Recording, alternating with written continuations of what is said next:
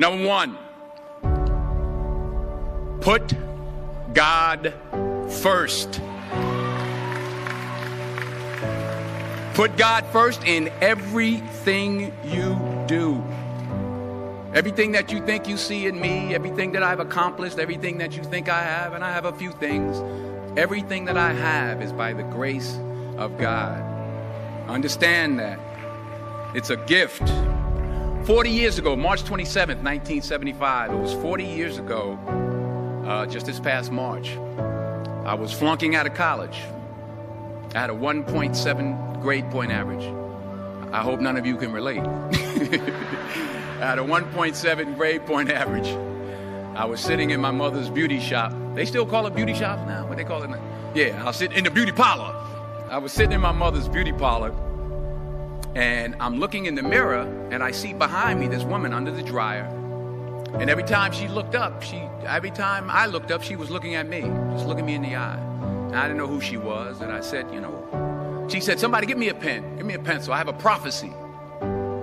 March 27, 1975. She said, boy, you are going to travel the world and speak to millions of people. Now, mind you, I was flunked out of college. I'm thinking about joining the army. I didn't know what I was going to do, and she's telling me I'm going to travel the world and speak to millions of people.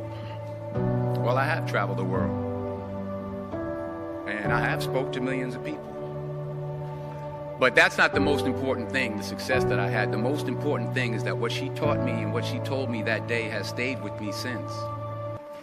I've been protected. I've been directed. I've been corrected. I've kept God in my life, and it's kept me humble. I didn't always stick with him, but he always stuck with me. So stick with him in everything you do. If you think you want to do what you think I've done, then do what I've done and stick with God. Number two, fail big. That's right. Fail big. Today's the beginning of the rest of your life, and it can be very frightening. It's a new world out there. It's a mean world out there, and you only live once. So do what you feel passionate about. Take chances professionally.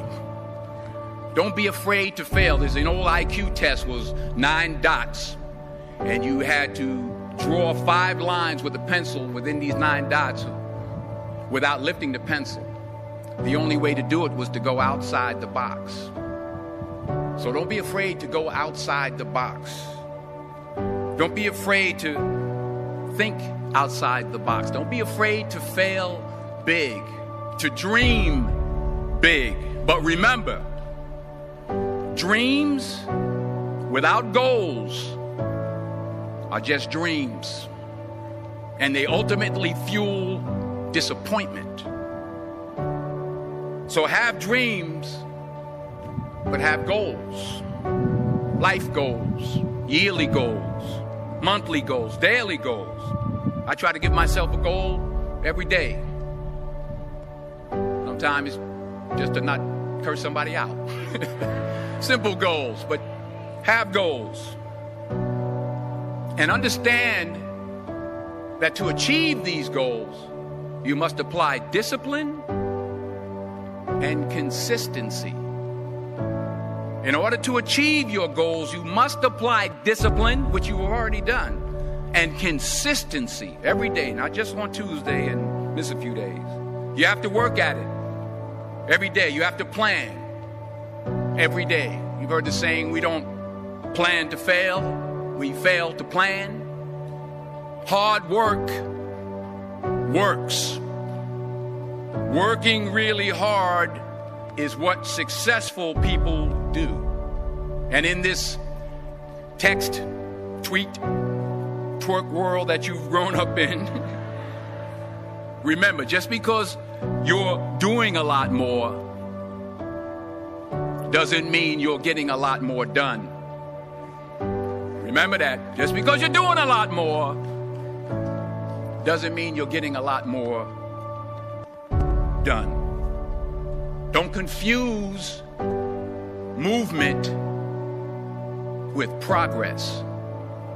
My mother told me, she said, yeah, because you can run in place all the time and never get anywhere. So continue to strive, continue to have goals, continue to progress. Number 3, you'll never see a U-Haul behind a hearse. I'll say it again. You'll never see a U-Haul behind a hearse. I don't care how much money you make, you can't take it with you. And it's not how much you have. It's what you do with what you have.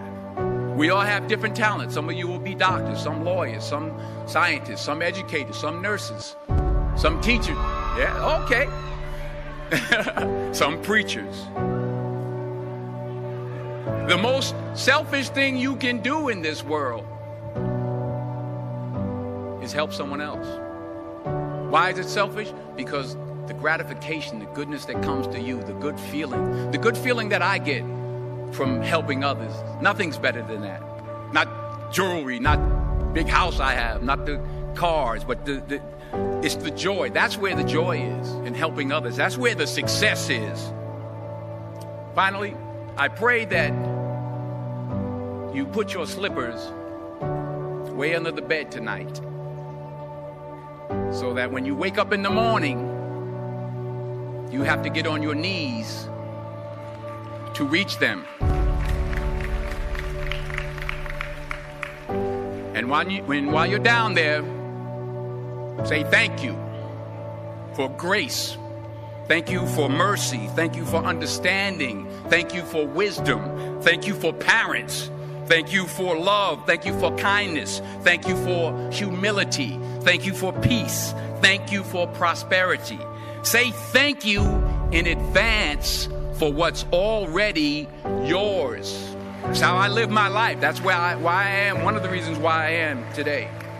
Say thank you in advance for what is already yours. True desire in the heart for anything good is God's proof to you, sent beforehand to indicate that it's yours already. I'll say it again.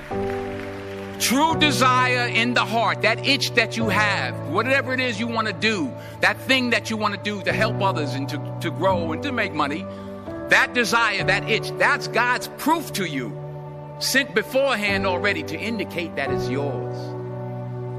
And anything you want good, you can have. So claim it. Work hard to get it. When you get it, reach back. Pull someone else up. Each one, teach one. Don't just aspire to make a living. Aspire to make a difference.